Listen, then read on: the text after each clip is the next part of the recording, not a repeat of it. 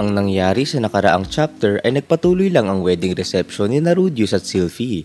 Kinausap ni Sylvie si Nana Hoshi tungkol sa sinabi nito na galing sila ni Rudius sa parehong hometown, kaya ano daw yung ibig sabihin niya doon. Nagawang makapagdahilan ni Nana Hoshi at sinabi niya na lang na inassume niya lang yon dahil alam ni Rudius yung lengguwahe niya. Matapos yun, kinausap ni Elinalys si Sylvie at habang kinakausap siya nito ay bigla itong naiyak. Doon na napatanong si Sylvie kung lola niya ba si Elinalys.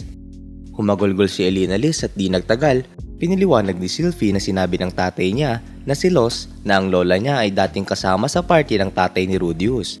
Hindi na kinayang kontrolin ni Elinalys ang kanyang emosyon at piniliwanag kay Rudius na normal na tao si Los at ganoon din si Sylvie. Kinomfort ni Rudius si Elinalys at sinabi na wag itong mag-alala at hindi niya iiwan si Sylvie dahil lang sa past ni Elinalys. Pinakit muna ni Rudius sila Elinalys sa isang kwarto sa taas at kinausap muna si Ariel. Inaya ni Ariel si Rudius na magkita sa ibang panahon kung saan pumayag naman si Rudius. Pag-akyat ni Rudius sa kwarto ay piniliwanag ni Elinalys na hindi niya daw intended na i-reveal kung sino siya, pero nung nakita niya yung saya ng kanyang apo ay na-overwhelm siya ng kanyang emosyon kaya hindi niya na iyon mapigilan. Kinomfort naman siya ni Sylvie at tinawag siyang lola at sinabi na masaya siyang malaman na meron pa siyang pamilya doon bukod kay Rudius. Dahil doon ay napaiyak na naman si Elinalys sa tuwa. Sa uli, matapos umuwi nila Cliff, ay natapos ng masaya ang celebration nila Rudius at na-confirm na lola talaga ni Sylvie si Elinalys. What's up mga Oni-chan? Welcome back sa ating manga review series tungkol sa Mushoku Tensei na may isang MC na 34 years old na nabuhay muli sa ibang mundo at nagpa siyang hindi sayangin na second chance sa buhay. So, simulan na natin ang video. Pero bago tayo magsimula, shoutout nga pala sa mga Senpai tier members natin. Salamat sa solid yung suporta. At siya nga pala, kung mahilig ka naman sa mga manhwa, ay pwede kang manood sa isa pa namin channel na Oni-chan Tagalog Manhwa. Sa pagpapatuloy ng nakakapanabik na istorya ni Rudius sa kanyang pangalawang pagkakataon sa buhay, dumako tayo sa pagja-jogging niya sa umaga. Di nagtagal ay nakauwi na siya at binati niya si Sylvie. Winelcome naman siya ni Sylvie. In-enjoy ng ating couple ang kanilang married life. Naubos na ni Rudius yung pagkain niya kaya tumayo na siya sa upuan. Sinabi naman ni Sylvie na sandali lang. At pagkatayo nito ay kinis niya si Rudius at sinabi na may naiwang sauce si Rudius malapit sa kanyang labi. Dahil doon ay kilig na kilig si Rudius. Sa isip ni Rudius ay sinasabi niya na talagang nakakatuwa ang maging newlywed. Na-excite pa daw siya sa umaga dahil doon. Paglabas nila sa bahay nila ay piniliwanag ni Sylvie na wala siyang duty bilang bodyguard mamayang gabi kaya gusto daw ba ni Rudius na mag-shopping sila pa uwi. Piniliwanag naman ni Rudius na meron siyang aasikasuhin pagtapos ng class. Kaya pwede daw ba na si Sylvie na yung bahala sa shopping? Nauunawaan naman daw yun ni Sylvie at sige daw. Nagsorry naman si Rudius kasi nag-break pa si Sylvie sa night shift para doon kung saan sinabi ni Sylvie na wag siyang mag-alala dahil okay lang yon. Matapos yun ay inayan na ni Sylvie si Rudius na pumunta sa school. Kita ang tuwa sa mukha ng ating lovebirds habang tinitignan naman sila ng ibang mga estudyante doon. Nagkomento naman si Rudius na kahit na sinabi na daw ni Ariel kay Sylvie na mag-behave ng mas feminine ay hindi pa rin daw nito susuotin yung uniform ng babae. Pinaliwanag naman ni Sylvie na hindi naman daw magiging maganda tignan yun sa kanya pero iniisip niya naman na pahabain yung buhok niya. Habang naglalakad ay nagsimula silang pag-usapan ng mga estudyante doon na kesyo bakit daw kasama ni Fitz yung panty thief. Yung isa dito ay sinasabi pa na merong chismis na ibinigay ni Ariel si Fitz kay Rudius. Habang pinag-uusapan siya ay iniisip ni Rudius na mukhang mami-misunderstood na naman siya ng matagal-tagal. Matapos yon, nagpaalam na si Sylvie na ikitain niya na si Ariel sa dorms kung saan nagbabay na rin si Rudius.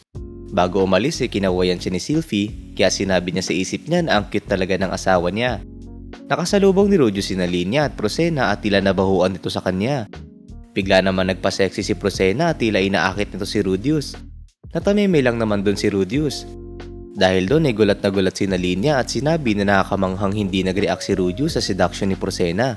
Sadyang nakakahanga daw talaga yung kapangyarihan ng newlywed, sabi ni Prosena. Huwag naman daw silang magsabi ng mga bulgar na salita sa umaga. Faithful daw siya kay Sylvie after all. Piniliwanag din sa atin ni Rudius na dagdag pa doon. Gusto ni Sylvie ng isang partner na naiintindihan yung oras, lugar at lokasyon sa mga ganong bagay kaya magiging best husband daw siya para kay Sylvie. Matapos yun ay pumunta na sila sa homeroom at magsisimula na daw yun. Sa sumunod na eksena ay makikita nating nakikinig ang ating mga katropahan sa kanilang teacher. Tinulungan din ni Rudius si Cliff sa pag-aaral at si Sanova naman ay sa dull research nito. Matapos yun ay pumunta naman siya kay Nana Hoshi upang ipagpatuloy ang kanilang research experiment. Sa sumunod na eksena, pagkatapos gawin yun lahat ni Rudius ay kinita niya si Ariel kasama ang mga tauhan nito. Nagpasalamat naman si Ariel sa kanya sa pagbigay niya ng oras dito kahit busy siya. Okay lang naman daw yun, sabi ni Rudius, at tinanong na hindi daw ba ay tungkol ito sa minensyon ni Ariel ng wedding reception. Sumangay naman dito si Ariel. Habang naglalakad-lakad ay biglang sinabi ni Luke na mukhang okay na yung lugar na iyon. Tinawag naman ni Ariel si Luke at tinanong na pwede daw ba ay pumayag ito sa isang duelo laban kay Luke. Wala daw magic at espada lang daw ang gagamitin. Nagulat naman si Rudius dito. Napaisip siya na yung magsaya lang ni Ariel ay iyon? Para saan daw ba yun? Tanong ni Rudius. Pinaliwanag ni Ariel na pwedeng gumamit ng magic si Rudius sa paggawa ng kanyang armas. Brinotap daw iyon ni Luke at syempre daw ay wala siyang pake kung tumanggi si Rudius. Hindi naman daw sa ganon, sabi ni Rudius, at pinaliwanag na kasing level niya lang ang isang average person sa swordsmanship kung hindi siya gagamit ng magic. Dagdag pa ay si Luke ay ang bodyguard ng isang prinsesa kaya kapag nakakuha daw iyon ng clean cut sa kanya ay siguradong patay siya. Sinabi naman ni Ariel na sa tingin niya ay hindi naman iyon mangyayari pero si Luke din daw ay tinatanggap na pwede siyang mamatay kaya naikiusap daw siya dito. Sa isip naman ni Rudius sinasabi niya na kahit na magmakaawa pa siya ng ganon ay hindi talaga Hindi niya daw yan maintindihan. Meron daw bang ritual na ganon yung Asura Kingdom? Hiniling ni Luke na tanggapin ni Rudius yung duelo na iyon at kung tunay daw itong lalaki ay hindi daw ba ay maintindihan niya yon. Napatitig dito si Rudius at di nagtagal ay natameme at napasigaw na hindi niya yun maintindihan. Pero gayon pa man daw, yung sabihan ng ganon ay tila sinasabi nito sa kanya na hindi siya tunay na lalaki dahil hindi niya maintindihan. Dahil doon, gumawa na ng espada si Rudius at sinabi habang mangiyak-ngiyak na kung ayon yung gusto ni Luke ay naglo-look forward siyang matuto dito. Sa isip niya ay sinasabi niya na pero gagamitin niya ang kanyang demon eye dahil ayaw niyang mamatay. Nagpasalamat naman dito si Ariel. Nagkaharapan ng magpinsan habang nakataas ang kani-kanilang armas at di nagtagal, pinasimula na sila ni Ariel na magbakbakan. Agad na sumugod si Luke na kala mo galit na galit. Napatitig naman dito si Rudius at tila nagtataka. Ano daw yung napapansin niya dito? Ang bagal daw.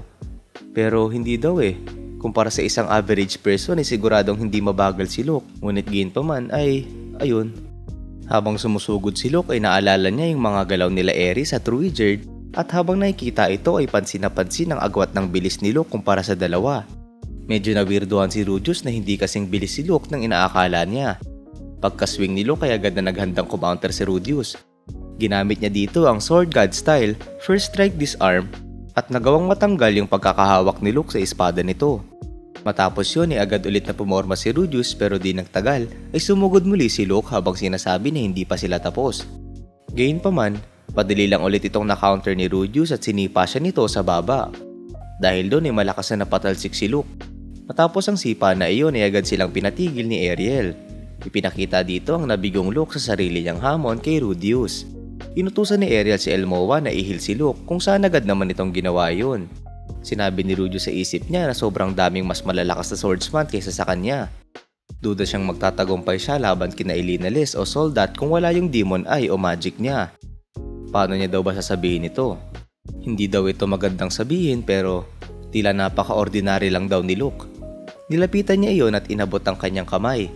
Tinanong niya si Luke kung okay lang ba ito, kung saan tumayo na ito mag-isa at sinabing okay lang siya.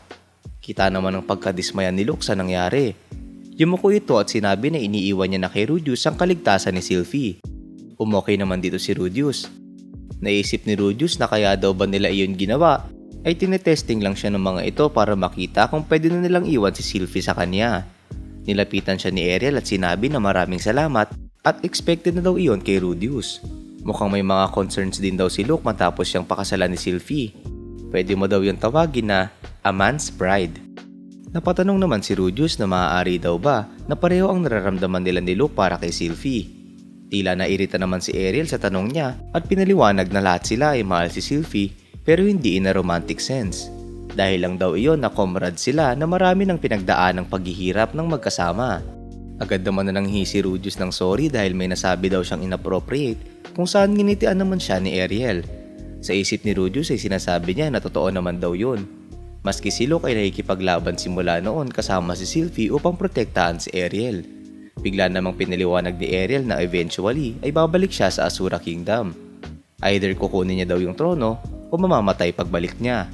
Ayun lang daw yung outcomes na kanyang pwedeng mapuntahan.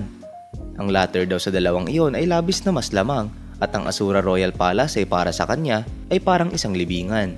Napatitig naman si Rudeus sa kanya nang may pag-aalala. Tinanong niya dito kung wala na bang opsyon na wag na lang itong bumalik. Piniliwanag naman ni Ariel na kung mananatili siyang tumatakbo, magsisimula na siyang mawala ng paningin kung bakit pa siya nabuhay.